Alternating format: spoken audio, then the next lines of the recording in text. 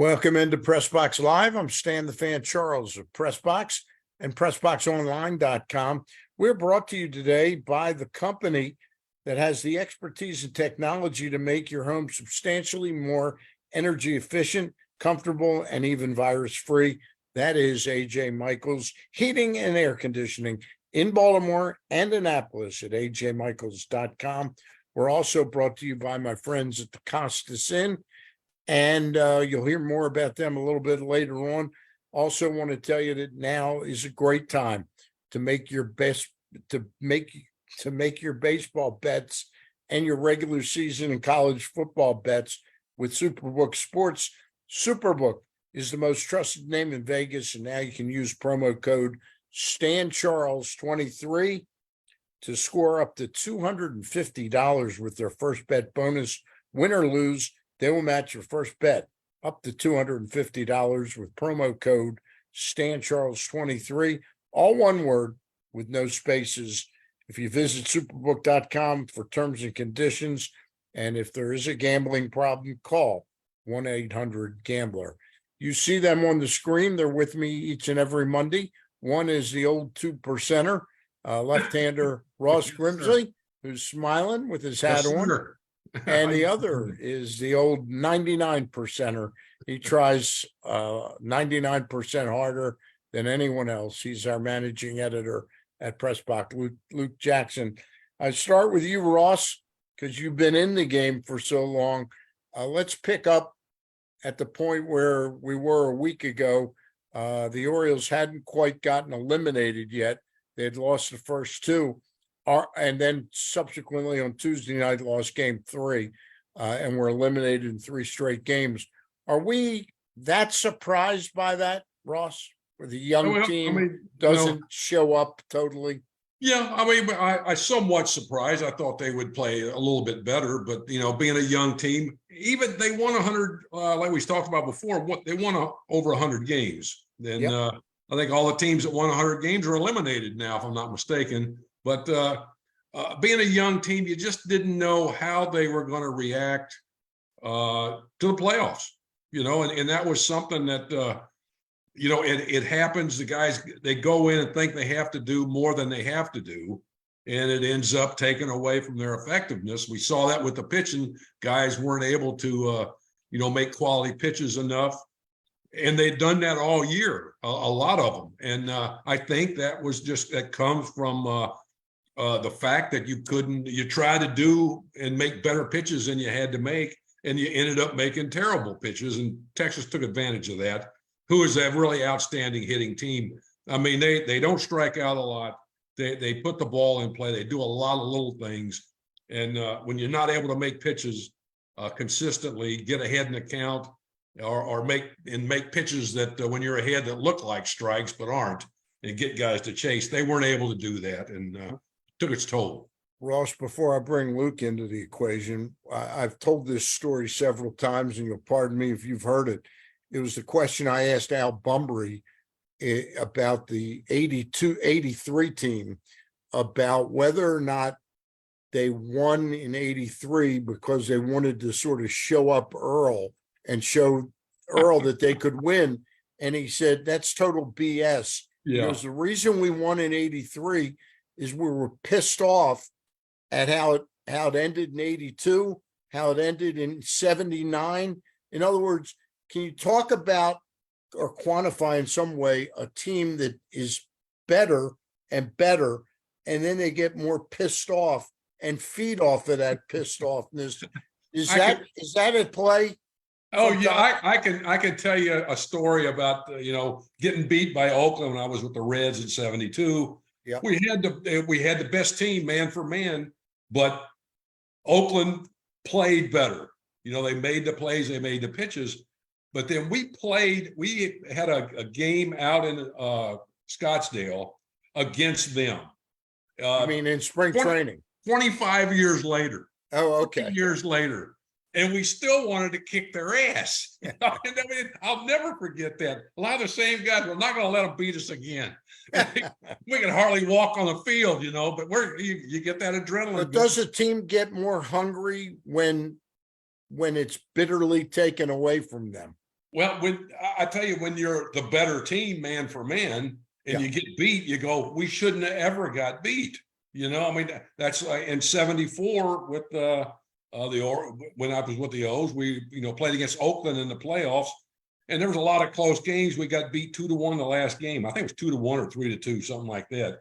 And we thought we had a better team. Pitching wise, we thought we had overall better pitchers, but it just didn't work out. And so you always remember that. And, you want to, that was my revenge, or hopefully from '72. We'd play them in '74 in the playoffs. Right, We did get beat. But yeah, you lose, you want to come back. It's like losing to the Mets in the playoffs in '73. That's you just pull your hair out, go the big red machine, and you lose that. But yeah, it fuels you, and you want to beat their ass. Luke, we've had just about a week to sort of dissect it a little together individually. Yep. Your thoughts on what went wrong? Yeah, so I was at the clincher when they won their 100th game in the American League East. And if you had told me coming out of the ballpark that they're only going to win one more game the rest of the year, playoffs, I don't know if I would have believed you. Now, if you had told me, hey, they're going to lose in the American League Division Series to a hot Texas team, that would have been very believable. And as game one, I was at the ballpark, and as game one was unfolding, you could sort of tell that this was going to be a tough matchup, because I'll be perfectly honest, I didn't realize how many quality left-handed hitters Texas had in their lineup, top to bottom, and I knew against the Orioles right-handed starters that was going to be a challenge. Let's see, they've got Seager, Nate Lowe, Heim, and Carter, yeah, and Leo and Tavares. Yeah, it's 5 left-handed bats. Yeah, and so I knew that was going to be a challenge for a primarily right-hand staff, and so, and also we knew going in that the Orioles starting pitchers had all sailed past their previous innings high, and seeing game 2 and 3 play out the way they did, you sort of feel foolish thinking that Grayson Rodriguez had 5 more postseason starts left in him, that sort of deal, which is what it was going to have to be for the Orioles to win the World Series. So hopefully they'll be in better shape innings wise in terms of what they've done in the past, in the years to come, to be able to make that sort of deep postseason run. And we had also seen that in September, the offense had become very hit or miss, where they could have big games in early September. They went on like a 2-week heater offensively, but then after that sort of went a little bit cold, and their offense, their at bats, they just didn't execute quite as well. And it seemed like a lot of the regulars even were playing in meaningful games deeper in the season than they ever have. And so, maybe they kind of ran out of gas a little bit, but they had a 5-day break. And so, that's what I was going to get into with both you and Ross. Yeah, and I thought that going into that, everyone sort of agreed that that was a good thing for this team, because offensively, it seemed like they had sort of run out of gas at the end of the year. Now, whether they needed 5 days off, maybe 3 would have been better, but I mean, they just got beat. I mean, I don't think the layoff had anything to do with it. And it's like each game got progressively worse. You know what I mean? And so in the game one, that kind of game is the game they won all year, where it's tight throughout, and the Orioles get a big hit in the middle of the game or at the end of the game to sort of break it open and win by 2 or 3 or 1, because they were good in one-run games. That's the sort of game that they won all year. And going into that series, I think all of us sort of agreed that with Texas's offense, if you have a game where you hold them to 3 or 4 runs, you got to win that game. You got to figure out how to scratch out enough runs to win that game. When they didn't win that game in game 1, that was bad. Let me throw over to Ross. Ross, we've already seen the commissioners come out and said, hey, pump the brakes on all this talk about making changes in the format, because we're only in year 2 of this format. But because Luke and I have never played Major League Baseball. We did sleep at a Holiday Inn Express last night. There you go. But seriously, how much does that throw a player or a team off at this time of the year after used to playing almost every day, 5-6 times a week for 27 weeks to suddenly have 5 days off?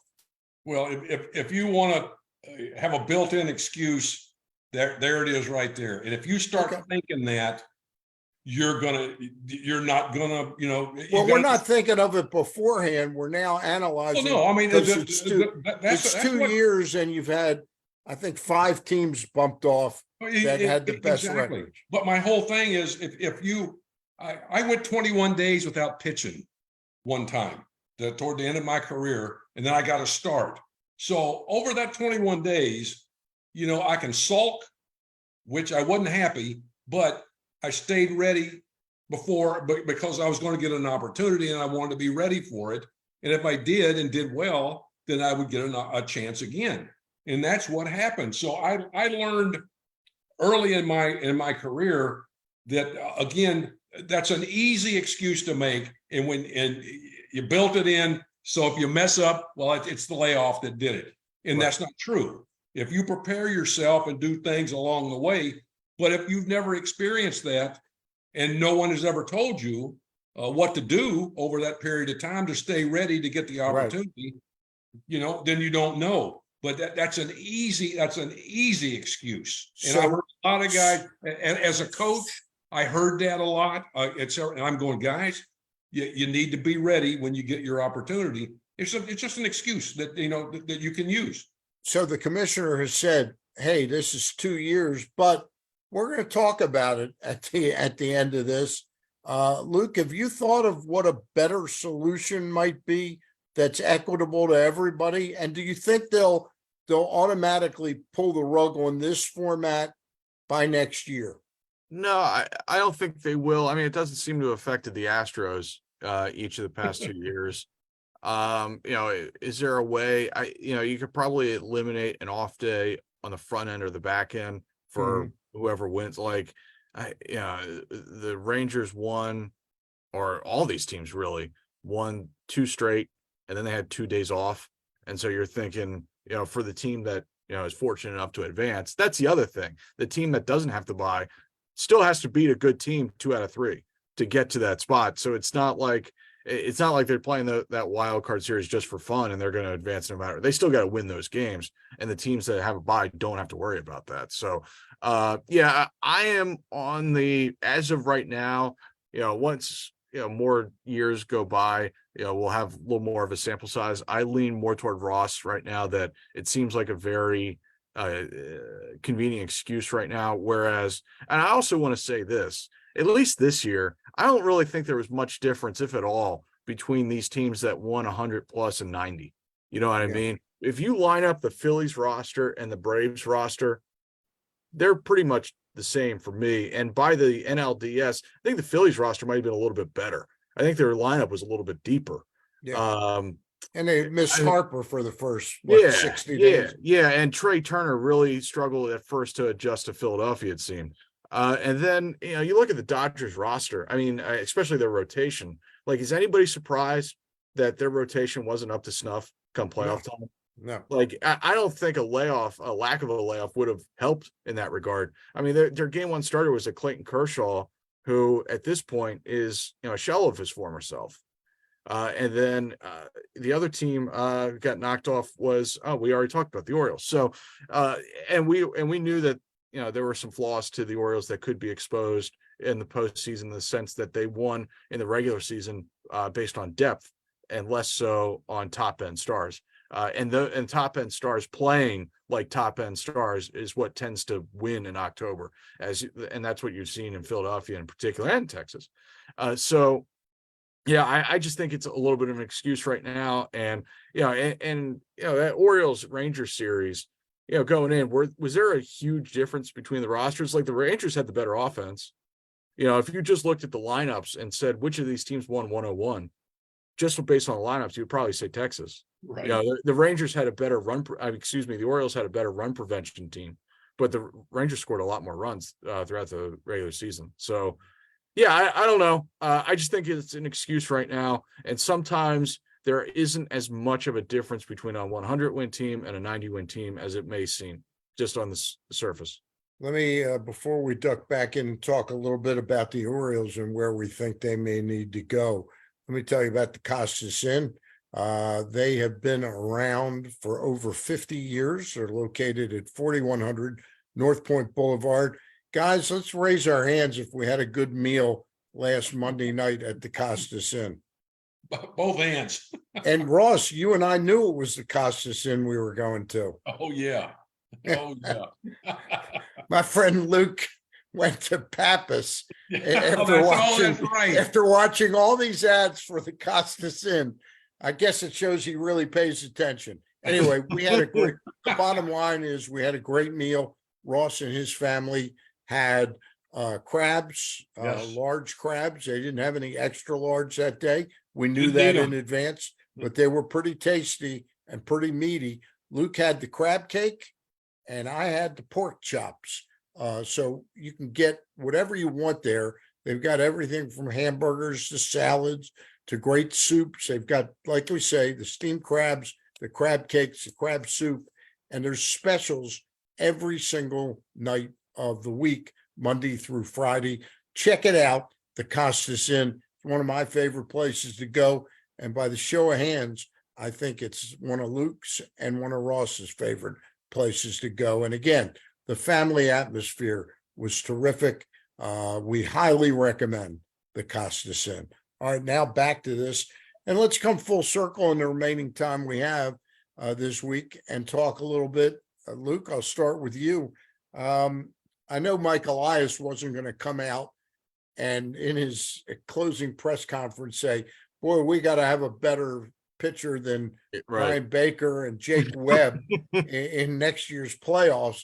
But short of that, could you read anything into what he said and how you're feeling what this team is going to do to make themselves more ready to be, and by the way, I will just throw this out. I asked him the question because he used the word in his opening. He said, any deficiencies we had on our roster are on me.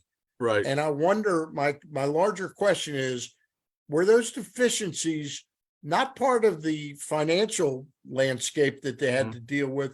Were they part and parcel of thinking we were probably another year away from a run like this, Luke? I think it's possible, when you think back to the off season, and really because of the expanded postseason, there are 12 teams that get in, and around the time of the deadline, there are at least 18-ish teams who think they have a chance. And then that leaves a fairly small selection of true sellers, defined sellers.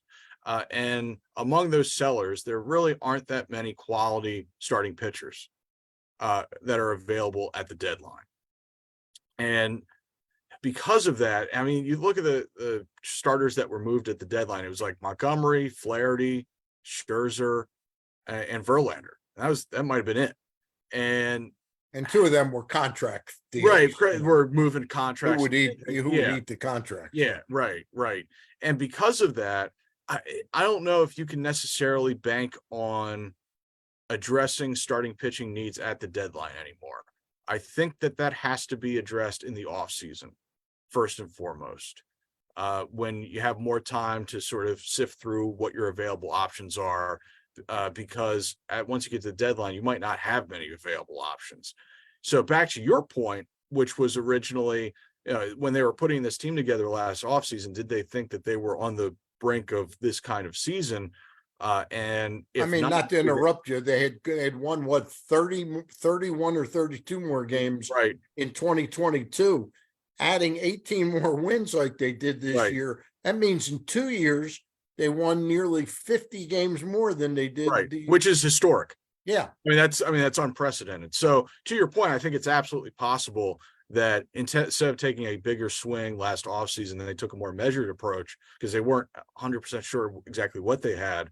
And it might have burned them, or it did burn them if that was the case, because you get to the deadline and your options are just so limited because there are so few sellers. Yeah. So and one of the things we've criticized the roster construction of that is Baker and Webb. Right. Well, if Givens and Tate give you anything, we're not talking about Baker and Webb. Right. And so, yeah, that was unfortunate that they didn't get anything out of those guys. Yeah. And we're still not exactly sure what happened to Tate. I guess nobody asked at the press conference what the deal is there. So, yeah, I think your point is a salient one. Okay. Ross, your thoughts on what you think this team needs to do aside from just grow up another year, Sure. you know, Well, that's in the hopefully, case- hopefully they did. Hopefully they'll do that. Yeah. And I think one of the biggest, I think one of the things that, and you see, and I heard, watching the playoff games, it's important to get your starters to go deeper into games. That's going to have to start at the minor league level, developing pitchers to pitch 6 and 7 innings. And they're going to have to just take the reins off of them and let them do this and learn how to do it, because the teams that can go in Texas is built for this, that their starters to go deep in games, and they're hopefully their bullpen. But you're going to have to, that's one thing you're going to have to do. The other thing is you're going to have to get more pitching, and you're going to have to develop it, or you're going to have to go out and find it and stack it where you got guys possibly all the way in AA that can come up. There might be a veteran guy that's in AA that can come up and spell a guy, since it's so close to Baltimore, your AA team, which is not, but you're going to have to go out and get reinforcements, some quality 4A guys that can come in that are better than other teams' 4A guys, and that's, you're going to have to do some work on that. Well, so a year that's very ago, important. 2 years ago, they signed Jordan Lyles to a 1 year with an option, and they let him go after a solid season as sort of the titular head of the staff, the guy who 8 innings. This year, they went in a different direction. They let Lyles go on that option, and they picked up Kyle Gibson. He did win 15 games. He was spotty now and then. He had a couple rough patches, about a 4.5 ERA for the regular season.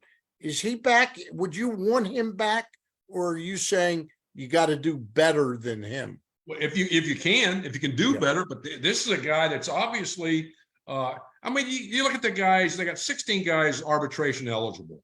Now, who do you want to keep out of that? Is Hicks a guy that's going to help, or do you have somebody that's going to come up and fill that void? I don't know. What does he mean to that team? Santander, what does he mean? Is he somebody that's been talked about, trade rumors, but your older guys, your Gibson, what does Gibson mean to this team? Can you go out? Can you get somebody else that is going to be as important to the team? If you're Gibson, Ross, because you were a player, if you're him, he made $10 million this past season. He won 15 games. He benefited from the left field wall, seriously. Right. And he benefited from a great Oriole defense, pitching to 2 good catchers. What are you looking for if you're Gibson? Do you say, hey, I won 15 games. I want a 2-year, $30 million contract? Or do you say, hey, I'll come back to Baltimore, give me 2 years and $22 million?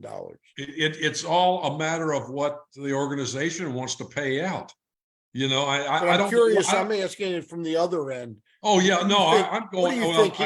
What do you think his value is? Well, they obviously you're going to go and get what you can get. It's a matter of who wants to pay you, right? But that would be, and depending. I don't know who the Orioles have that are ready in the minor leagues to come up and do what he can do. He's obviously an important member of the clubhouse, which really means a lot. It's important, yeah. Yeah, and the guys that the Orioles had 2 years ago, that were a lot of these guys in this position weren't with the team. Now there's obviously guys out there that you can get, but again, how close, how important are those guys in your clubhouse and on your team? That's something that they have to weigh and see. And maybe there's somebody that can do better. But you're going to have to really get starting a couple starters probably, and you're going to have to reload your bullpen. Pitching, if you can trade and get some quality people, you might want to do that because you've got an excess of guys, young players you can move. It's a matter of what you want it, who you want to move. And I know a lot of work's going to go into this. Yeah. Well, this is obviously something we'll continue to talk about. Oh yeah. And you know what? It was a learning thing. It was a learning thing for everybody that was this year, general manager, players, a big learning thing. So, it'll wait to be seen what happens. Luke, do you think the Orioles have the ammo to somehow work out a trade that might free up a spot for a Kerstad or a Kauser, and at the same time package something together with that person and maybe get a pretty darn good starter? Maybe not a 1, but like a 2, 2.5. Someone to take the pressure off of Bradish at the top of the rotation. Yeah. I think the answer is yes. I mean, they have the ammo in the minor leagues, particularly at the high levels of the minor leagues, to kind of do whatever they want to do. I don't know what that will be. I don't know what opportunities will be available for them, but they have the ammo, absolutely. And to Ross's point, I thought he made a great point when he said that the Orioles have 16 arbitration eligible guys. Yeah. That is, I think, one of the chief topics of the offseason, because if you think back to the last sort of run of success that this club had, one of the things that really set them back was that they got so expensive via arbitration that it sort of limited what they could do elsewhere with their payroll. I think that they'll be careful not to have that happen again. I think they might be a little more aggressive moving off of guys who are getting more and more. I'm talking about like good, not great players who are getting more and more expensive. Like a Hayes and a Mountcastle. Yeah, to sort of make decisions on those guys sooner than this club did with those type of players the last time they were competitive. So I think that that's a big, I think that that's a big thing as well. All right. I'm going to leave it at that for this week. We'll be back next week, same time, same station. Stan the Fan, Luke Jackson. Nod your head, Luke, so people know which guy went to the Pappas instead of the Costa City. Oh, geez. See, I knew that the thing was, I knew he wouldn't. I was figuring he wouldn't bring it up. Only twice. Oh no, you're going to bring it up. I tell you, I might be getting out of here good with only 2 times. Hey, you did mention it on the show, but you did like the meal. Oh, it was terrific. The company was even better with Ross and his family. Got to meet them. Terrific people, great stories. And it's funny, I said that when I first sat down, someone was like, "Hey, it's Ross." And I was like, "Oh man, Ross, can you go anywhere in this town without people knowing you?" He said, "Oh no." 5 minutes later, "Hey, it's Ross." So he owed both of those people money. Oh, okay. That's what it was. Hey, Ross, we call you the old 2%er from the baseball immaculate, the immaculate grid. The percentage, if you use Ross Grimsley, it comes up as 0.2%, but we love you 100%. There you go. For Ross Grimsley, Luke Jackson, I'm Stan the Fan. We've been brought to you by our friends at the Costas Inn. We've been brought to you by Superbook Sports. Use the promo code StanCharles23 to score up to $250 with their first bet bonus, win or lose. They'll match your first bet up to $250 with promo code StanCharles23, StanCharles23, all one word with no spaces. And we've also been brought to you by our friends at AJ Michaels Heating and Air Conditioning in Baltimore and Annapolis, ajmichaels.com.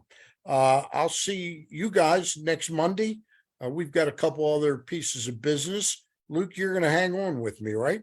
Yeah, we're going to shift to another Zoom, so I'm going to sign out of this one. I'll meet you there. All right. Everybody, we'll talk to you soon. Bye.